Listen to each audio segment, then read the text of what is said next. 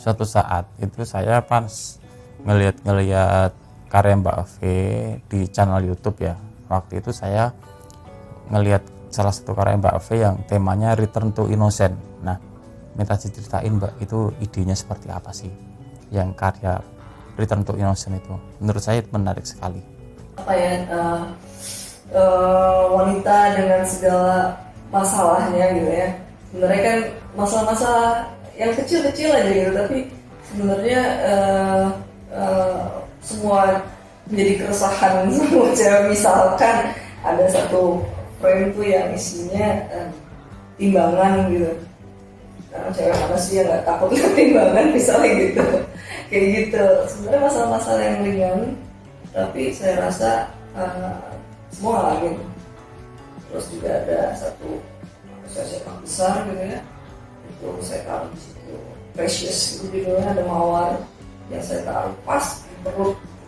Itu sesuatu yang paling precious, yang berharga yang dimiliki oleh semua wanita. Kecemasan sih, banyak kecemasan, hal-hal yang sebenarnya kecil tapi ya kepikiran kayak gitu. Itu Mbak V pakai model ya? Nah, itu ada berapa model Mbak? Saya pakai 3 model karena ada 3 tim. Yang pertama Laura Antonita, yang kedua Renata Kusmanto, yang ketiga Angie Amanda. Cara komunikasinya melibatkan model pada saat itu gimana Mbak?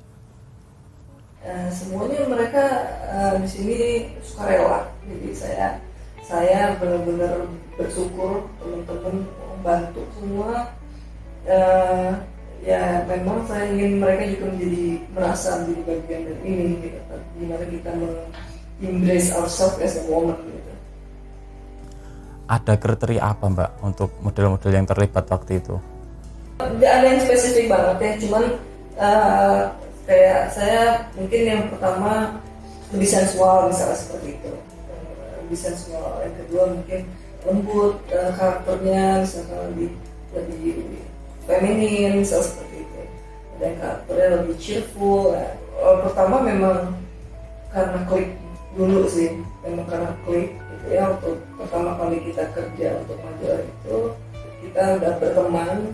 Jadi pada saat saya memang harus membutuhkan model gitu kan, saya pendekatan personal, gue mau bikin ini gimana, tertarik, mau dong ikut dong kayak gitu.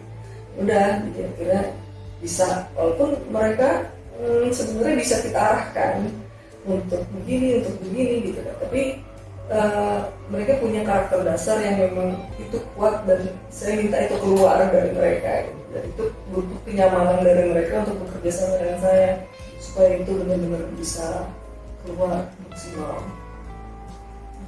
Bagaimana pendekatan ketika Mbak V ngajak kerja sama model? Mungkin ada kesepakatan apa gitu?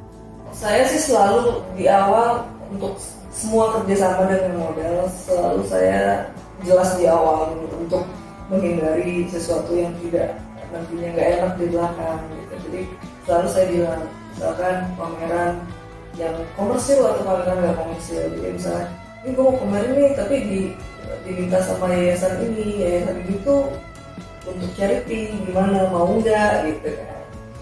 Kalau ada yang mau ya syukur, kalau enggak juga nggak bisa sibuk, oke gitu kan. Tapi kalau misalkan dia mau, kita bilang lagi ini memang charity, tapi mungkin di sini nanti bisa begini akan begini gitu. Jadi mungkin ada nilai-nilai yang bisa mereka dapatkan selain nilai rupiah misalnya seperti itu. Dan itu mungkin juga menjadi nilai plus buat mereka untuk ikut partisipasi di pameran kita gitu. Jadi lebih enak dan mereka juga mungkin nggak berharap terlalu tinggi, tapi ada yang diharapkan juga gitu dari situ. Nah, dari sekian banyak karya fotografi Mbak V, kira-kira karya Mbak V salah satunya yang mana tuh yang Mbak V paling senang, paling suka? Sebenarnya perjalanan karya juga masing-masing punya keunikan sih buat saya. Ada yang tiba-tiba kepikiran gitu ya, terus bikin kayak gitu, dan ternyata kuat sekali gitu, dan orang-orang melihat itu tuh kayak yang kemarin itu juga di Taiwan gitu ya, orang melihat itu tuh kayak lama gitu, bisa ngeliatin satu karya itu aja tuh lama gitu, padahal itu cuma karya bayangan bayangan doang, jadi karya bayangan hitam sama ada orang ngomong sedikit, tapi entah kenapa itu benar-benar bikin orang bisa berlama-lama di situ gitu. Dan itu setiap karya tuh membuat saya belajar lagi gitu, itu yang saya suka sebenarnya dari eksplorasi itu seperti itu. Dan hal-hal baru yang sedang saya pelajari ini ternyata membuka lagi hal-hal yang saya nggak kepikiran sebelumnya gitu. Itu istimewa sih buat saya. Jadi perjalanan fotografi saya itu memang banyak ke hal-hal yang non teknis, yang bukan ke hal teknis fotografinya sendiri. Itu di Instagram ada ya karyanya itu yang bayangan itu? Pernah ada wawancara dari Seniko ID, itu masuk di situ juga. Jadi di profile Instagram itu tuh ada link di situ, itu wawancara juga di situ, ada karya itu ada. Dan memang mungkin menarik buat dia juga karya itu. Karya Mbak V ini kan sifatnya karya seni ya, mungkin setiap orang akan menangkapnya berbeda-beda dari apa yang dituangkan Mbak V melalui visual fotografi itu kan. Nah, bagaimana menurut Mbak V ketika di satu pameran karya Mbak V gitu ya, ada seorang penikmat seni yang menangkap visual karya Mbak V kemudian membuat interpretasi yang berbeda dari Mbak V? Itu bebas menurut saya sih. Tadi saya bilang karya saya banyak pakai makna konotatif, sering pakai simbol ya, jadi hal-hal yang simbolik itu kan bisa mengakibatkan multi interpretasi. Jadi simbol, misalkan simbol mawar buat saya adalah sesuatu yang bergairah. Mungkin buat orang lain mawar adalah simbol sedihan misalkan seperti itu. Jadi beda-beda, bisa beda-beda seperti itu. Saya membebaskan penikmat foto untuk berinterpretasi sendiri. Istilahnya saya memberi ruang ke mereka untuk masuk ke situ. Kadang foto, walaupun saya membuat itu udah punya konsep, saya membuat itu udah punya maksud sendiri, tapi saya nggak mau egois. Saya mau orang lain bisa tumpah ke situ, bisa berguling-guling di situ dengan kenyamanannya sendiri, bukan kenyamanan saya. Kita berbagi emosi di situ. Jadi ruang visual yang saya berikan ke dalam bentuk fotografi itu bisa dipakai untuk orang yang melihat sesuai dengan emosinya dia, bukan emosinya saya. Bebas-bebas aja, boleh kok. Kamu mau menginterpretasikan apa aja, nggak apa-apa.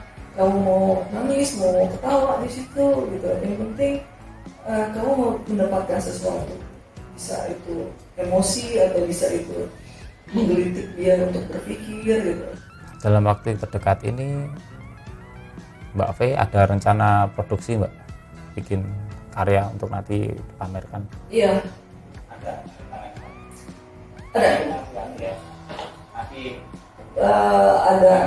rencana untuk bikin karya baru, tapi sekarang juga masih belum berwujud ya, belum motret juga, masih coret-coretan gitu ya. Dan terlebih saya juga masih banyak harus belajar, karena ini yang tadi saya bilang konten baru yang saya sedang pelajari. Dan saya juga lagi banyak minta masukan dari para ahli ya untuk brainstorming.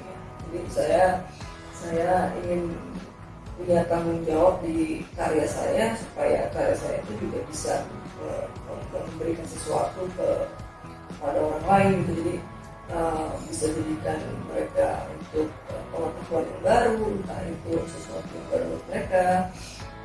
Untuk itu saya benar-benar nggak mau cuman ngoceh sendiri, ibaratnya gitu. Saya butuh orang yang memang ahli di bidangnya untuk bantu saya, supaya saya bisa membuat karya saya. Jadi penasaran Mbak, untuk temanya kira-kira apa? Bisa dikasih bocoran sedikit Mbak? Ya, saya kemarin tahun lalu tahun lalu saya berpameran, waktu itu ikut dalam JIPFES, Jakarta International Photography Festival yang pertama. Nah waktu itu saya membuat seri pertama dari serial neuroscience gitu. Jadi waktu itu kebetulan temanya identitas. Tema besar dari JIPFES adalah identity. Lalu saya berpikir sebagai manusia, identitas kita itu semuanya ya bersumber di dalam kepala kita. Jadi itu yang saya angkat dan saya banyak belajar dari situ, dan rupanya dari 6 orang yang berpameran sama saya itu juga saya berbeda sendiri sih. Jarang-jarang dari fotografer yang mengangkat masalah sains. Saya lagi gandrung sains, lebih banyak belajar juga. Jadi kayaknya next juga masih berhubungan dengan itu, dengan kesadaran kita sebagai manusia, tapi dengan latar belakang dari sains. Perlu motivasi nih Mbak sepertinya untuk teman-teman yang ingin terjun berkarya di fotografi konseptual sehingga ikut kegiatan-kegiatan pameran, kalau bisa sampai ke luar negeri gitu. Kira-kira saran dari Mbak V apa? Terus bereksplorasi dan konsisten gitu, karena gimana pun karya kita itu dinilai sebenarnya dilihat dari personal si pembikinnya juga sih membuatnya gitu.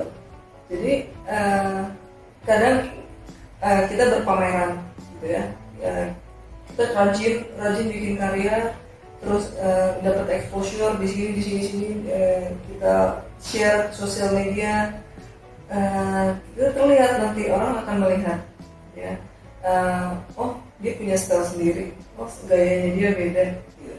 Oh kayaknya kita belum melihat captionnya aja udah tahu, oh ini fotonya ini nih gitu. Oh ini fotonya dia nih, nggak tahu, pokoknya tahu aja gitu. Itu tuh bukannya satu kali 2 kali orang bisa punya persepsi seperti itu.